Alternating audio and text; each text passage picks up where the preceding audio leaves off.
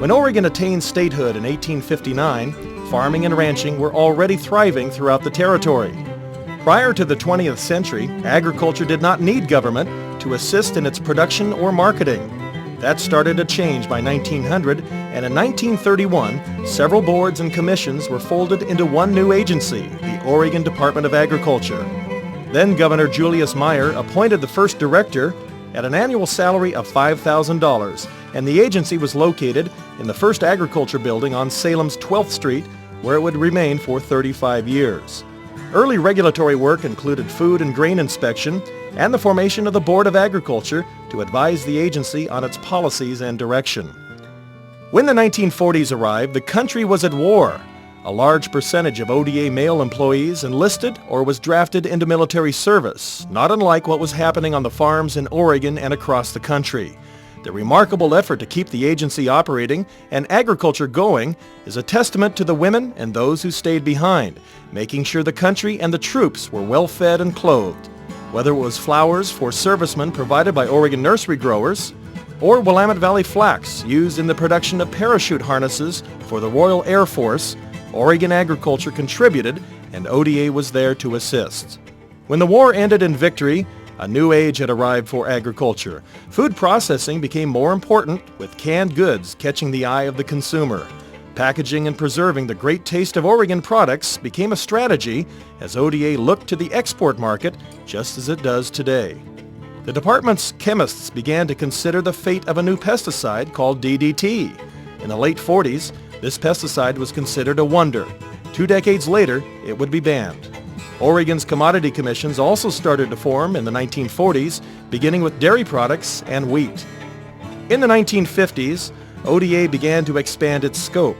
Brand inspection and animal disease control became prominent responsibilities. Several soil and water conservation districts had been formed. More was being learned about taking care of the natural resource base that sustained agriculture. Even the potential peril of salmon and the fishing industry was noted as dams on the Columbia River were under construction. But the decade's focus belonged to assisting in the marketplace. Food and dairy inspection, along with weights and measures inspection, helped to protect the consumer. By the end of the decade, and in anticipation of the state's centennial celebration, the Oregon Century Farm program was formed, and longtime farm families were recognized in a tradition that continues today. The 1960s brought increased attention to pesticides and residue on foods. ODA offered assurance through testing of fruits and vegetables, but the agency's biggest challenge was its aging facility, which was growing increasingly crowded. In 1966, after much delay and anticipation, a new agriculture building was constructed and opened at the present site of ODA.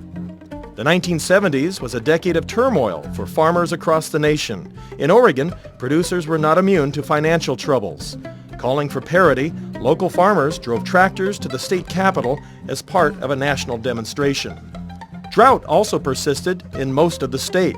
It was also a time when ODA became world famous for its use of biological control on a severe tansy ragwort problem. By using beneficial insects, the scourge of the livestock industry was brought under control and established the agency's weed control program as a leader in biocontrol. Field burning became a major issue in the 1980s. A tragic traffic accident triggered efforts to reduce the amount of grass seed fields burned each year. Growers found alternatives to burning, and ODA continued to manage the field burning program. Another controversial issue engulfed ODA when nearly 250,000 acres of Lane County had to be treated for gypsy moth, the largest eradication program for gypsy moth ever conducted in the West. The project was a success. Branded Oregon agricultural products became a major emphasis by the end of the decade, with ODA-led promotions in such places as Bloomingdale's and Neiman Marcus.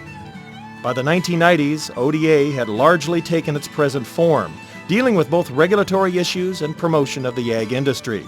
Addressing agricultural water quality issues through Senate Bill 1010 required the involvement and expertise of ODA. A new motor fuel quality program put the agency in charge of checking gas pumps for not only accuracy, but the quality of the gasoline itself. And export marketing efforts involving ODA opened a door to China, as Oregon grass seed was offered as a solution to environmental and beautification issues for the Chinese. The agency itself hit a high watermark in 1996, literally. a flooded Mill Creek poured into the agriculture building and effectively destroyed the structure. 2 years later, a rebuilt and remodeled building was opened and ODA employees returned from a temporary facility. The new century continues to bring forth important challenges and opportunities for the Oregon Department of Agriculture. Whether it is animal diseases like BSC, plant diseases like sudden oak death, or more marketing opportunities abroad, the agency stands ready to assist the industry and the people of Oregon with professionalism and competence.